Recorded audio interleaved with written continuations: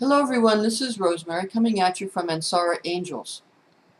Today I'd like to talk about copper regarding the stock market and investments in copper.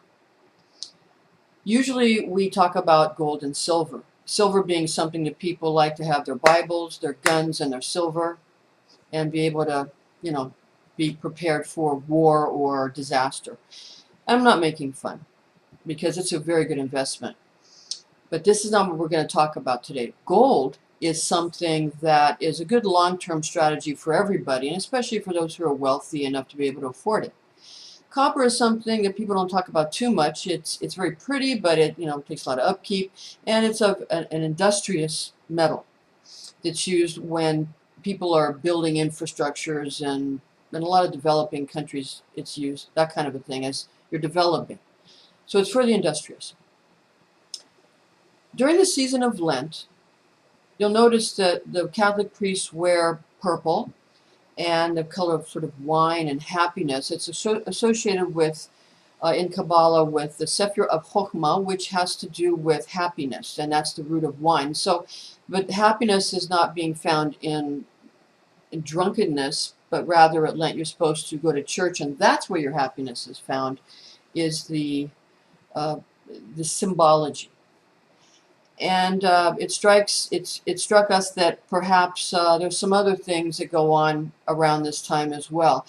That we're supposed to be more industrious at this time. That we're supposed to be more holy at this time.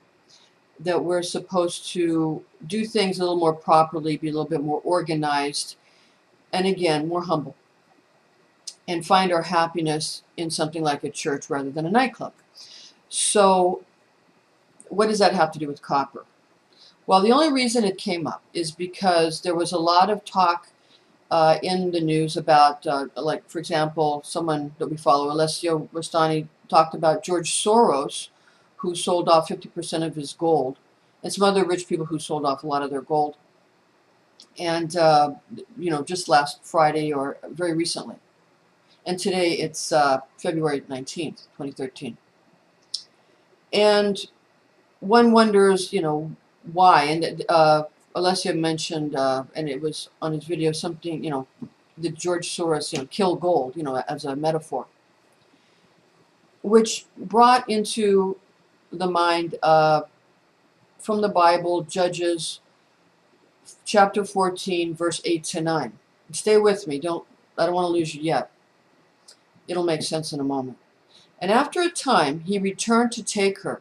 And he turned aside to see the carcass of the lion, and behold, there was a swarm of bees and honey in the carcass of the lion.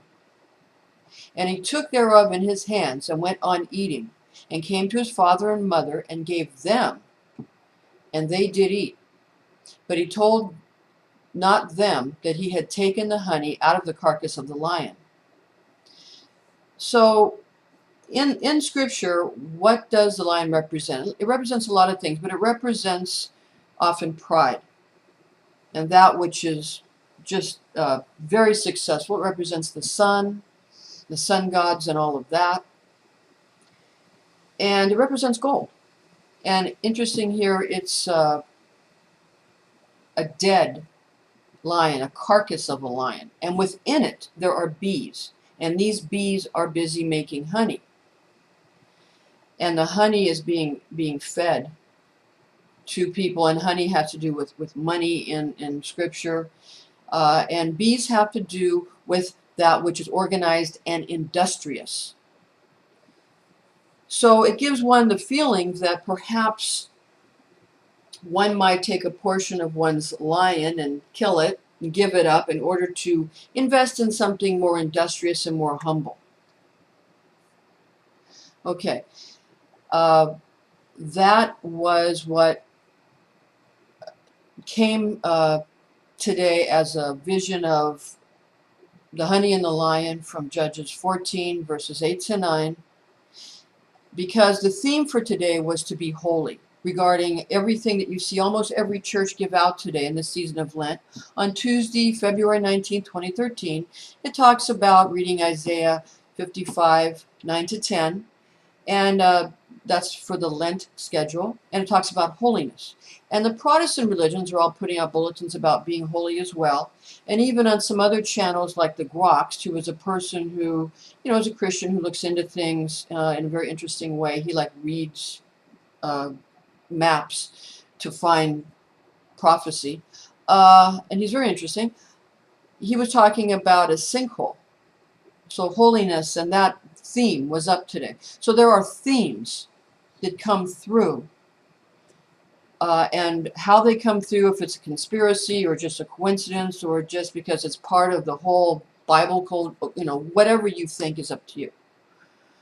I'm not here to argue with anybody, but it's interesting that the rich are giving up portions or all of their gold to sell to I don't know if they're buying copper, but I wouldn't be surprised if they did at this time buy copper or buy something more humble, anything more humble. Doesn't have to be copper. You get my point. Okay, that was what we had for you today. Thank you, and you have a magical day.